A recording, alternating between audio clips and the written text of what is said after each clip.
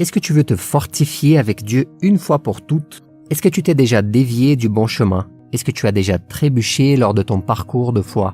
Est-ce que tu commets des erreurs et tu ne sais pas comment vivre dans la sainteté avec Dieu? Alors, regarde cette vidéo, car je vais te donner 3 conseils sur comment être rempli du Saint-Esprit et avoir une vie plus constante et victorieuse avec Dieu au nom de Jésus. Mais avant de commencer, clique dès maintenant sur le bouton like et n'oubliez pas de t'abonner sur notre chaîne. Merci à chacun de nos membres qui ont décidé de nous soutenir en cliquant sur le bouton rejoindre. Que Dieu vous bénisse, vous, votre famille, et multiplie cette petite semence que vous faites dans notre travail. N'oubliez pas de laisser votre commentaire à la fin et de nous dire si ces 3 conseils ont fait la différence dans votre vie. Mes frères et mes sœurs, le message que je veux vous transmettre se trouve dans le chapitre 5 de Galates. En effet, la nature humaine a des désirs contraires à ceux de l'esprit et l'esprit a des désirs contraires à ceux de la nature humaine. Ils sont opposés entre eux, de sorte que vous ne pouvez pas faire ce que vous voudriez. Comprenez une chose, cette guerre qui se déroule en nous durera toute notre vie. Je me souviens, lorsque j'ai donné ma vie à Jésus, j'avais un conflit très grand à l'intérieur de moi et je ne savais pas ce que c'était. J'ai vécu ce conflit car, à une certaine occasion, j'avais un frère de l'église qui me parlait. Et à ce moment, je vivais un conflit car en même temps qu'il me parlait de Jésus, j'avais des amis qui m'invitaient à d'innombrables fêtes. Et je ne comprenais pas car il semblait y avoir une force qui me poussait vers Dieu, mais une autre force qui me tirait vers le monde. Et notre vie sera exactement comme ça. Nous venons de lire que notre chair désire ce qui est contraire à l'esprit, car lorsque tu te convertis et que tu donnes ta vie à Jésus, ton esprit est renouvelé et il renaît aussi. Et ensuite, le désir des choses de Dieu commence à apparaître. Cependant, ta chair, elle ne disparaît pas. Et c'est pourquoi cette guerre existe et elle existera toujours. Alors tu voudras souvent faire le bien, mais tu n'y parviendras pas. Tu voudras faire ce qui plaît à Dieu, mais tu te sentiras souvent attiré par le monde pour accomplir les choses terrestres.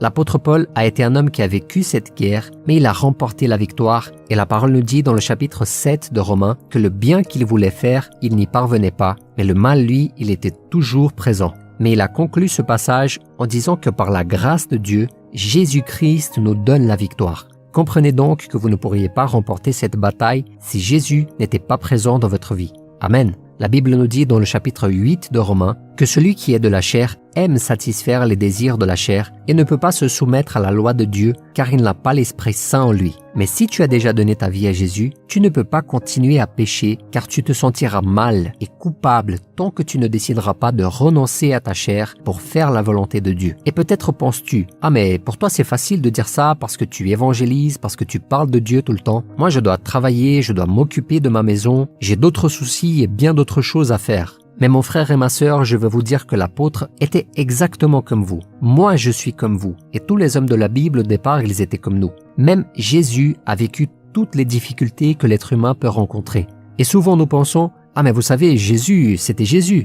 Jésus était Dieu. C'est impossible d'atteindre le niveau de Jésus. » Mais je veux que tu saches que dans le chapitre 2 de Philippiens, il est écrit que Jésus s'est vidé complètement de sa divinité pour devenir semblable à un homme. Jésus est devenu chair comme nous, mais il a remporté toutes ces choses parce qu'il était rempli du Saint-Esprit. Alors je veux te donner 3 conseils pour que tu sois toi aussi rempli du Saint-Esprit, car tout comme Jésus, tout comme Paul, tout comme moi, et tout comme tous nos frères, nous ne pouvons vaincre le monde et le péché que si nous sommes en présence de Dieu avec son Esprit à l'intérieur de nous. Amen. Et le premier conseil est, n'oublie jamais que le diable ne prend jamais de congé. Souviens-toi toujours que le diable ne prendra jamais de repos, mon frère et ma sœur. Ne pense pas parce que tu as remporté les victoires de l'année dernière, ne pense pas parce que tu as marché avec Dieu lorsque tu étais un nouveau converti, que tu vas naturellement marcher avec Dieu tous les jours de ta vie. Ce n'est pas ainsi que les choses fonctionnent, bien au contraire. Le diable essaiera par tous les moyens de t'éloigner du Seigneur. Regardez ce qui est écrit dans 1 Pierre au chapitre 5. Soyez sobres et restez vigilants. Votre adversaire, le diable, rôde comme un lion rugissant, cherchant qui dévorer. Alors sois sûr que le diable est autour de toi, attentif à tout ce qui se passe dans ta vie. Et il est encore plus attentif maintenant, car pendant que tu hésitais et n'avais pas donné ta vie à Jésus, tu étais encore du côté de l'ennemi.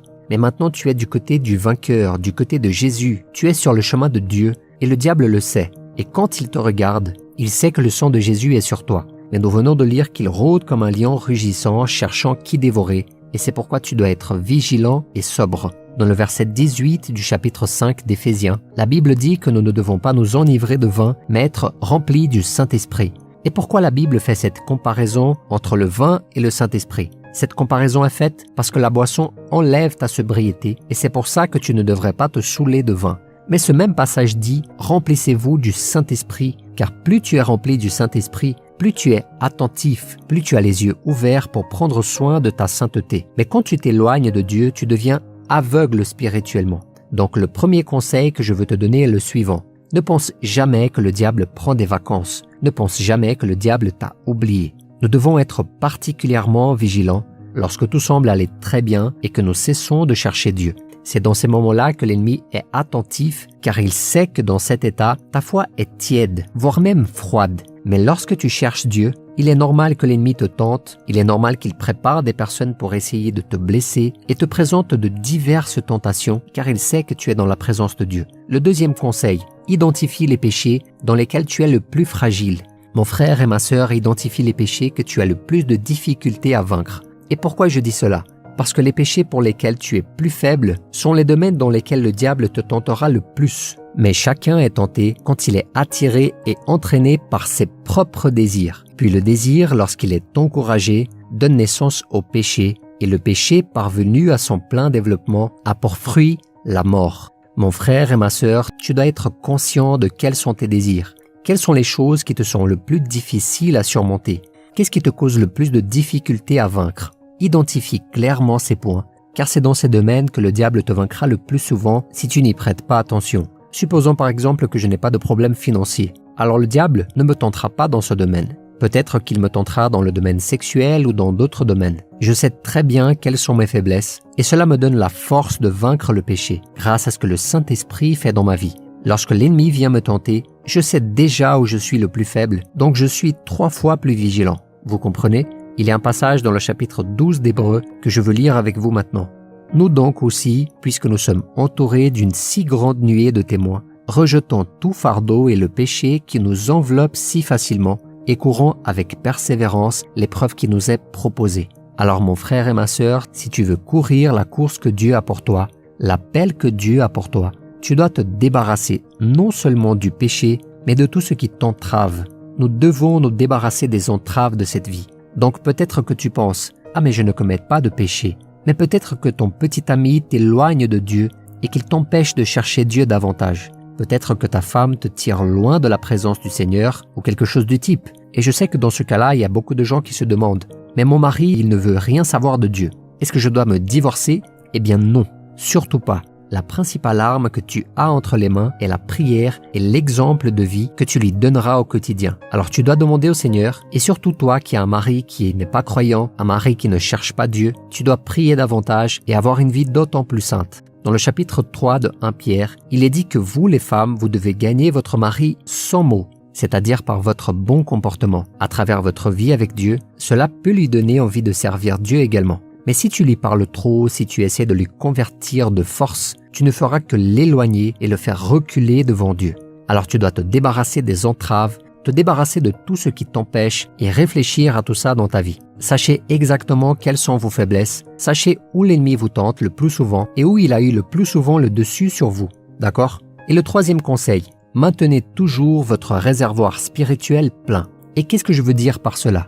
Tu sais, lorsque tu es dans ta voiture et que tu laisses toujours le réservoir presque vide, au lieu de faire le plein, tu ne fais que mettre un petit peu d'essence à chaque fois. Tu cours souvent le risque de rester en panne sur la route. Je me souviens, lorsque j'ai eu ma première voiture, je n'avais pas beaucoup d'argent, vous savez, alors je mettais 10 €, 5 € d'essence et mon réservoir était toujours presque vide. Jusqu'au jour où j'ai été sur une route déserte et ma voiture s'est soudainement arrêtée. Et là, j'étais vraiment en danger, j'ai immédiatement appelé mon père et il m'est venu au secours. Mais pourquoi cela s'est produit dans ma vie? Parce que j'ai laissé mon réservoir presque vide. Je me suis moi-même mis en danger. Et en quoi cet exemple peut servir à notre vie spirituelle? Mes frères et mes sœurs, vous comprenez que les gens courent le risque de leur vie car ils restent toujours au bord du gouffre. Ils pensent « je ne sauterai pas dans l'abîme, je vais juste marcher là à côté ». Mais il n'y a aucun risque que je tombe dans cet abîme. Mais ils sont toujours au bord, vous savez. Ils pensent toujours « non mais c'est impossible que ça m'arrive ». Vous savez, peut-être il y a ce couple de petits amis qui se dit « ah mais quel est le problème si nous restons allongés sur le matelas et que nous regardons un film ensemble sous la couette? Quel est le problème si nous sommes dans la voiture et que nous commençons à nous embrasser tout seuls dans la voiture? Il n'y a pas de problème, nous sommes juste devant chez elle et je suis venu pour la déposer. » Mes frères et mes sœurs, comprenez que vous courez un risque. Et lorsque vous vous mettez dans des situations risquées comme celle-ci, le diable peut vous tenter d'une manière à laquelle vous ne pourrez pas résister à la tentation. Il y a beaucoup de gens qui se disent « mais je suis tenté tous les jours ». Et peut-être c'est parce que cette personne joue avec le feu, car la personne qui décide de rompre avec le péché, elle comprend qu'elle doit s'éloigner de plus en plus de ces occasions. Et ainsi, elle ne sera plus tentée à tout moment.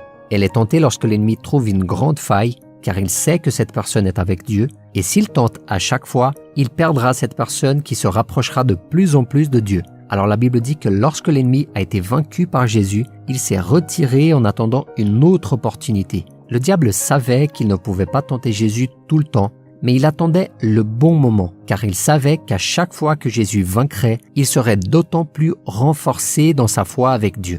Et j'ai des expériences personnelles que lorsque je les ai vaincus, lorsque j'ai vaincu une tentation, à chaque fois que j'ai dit non au péché, Dieu a agi de plus en plus dans ma vie.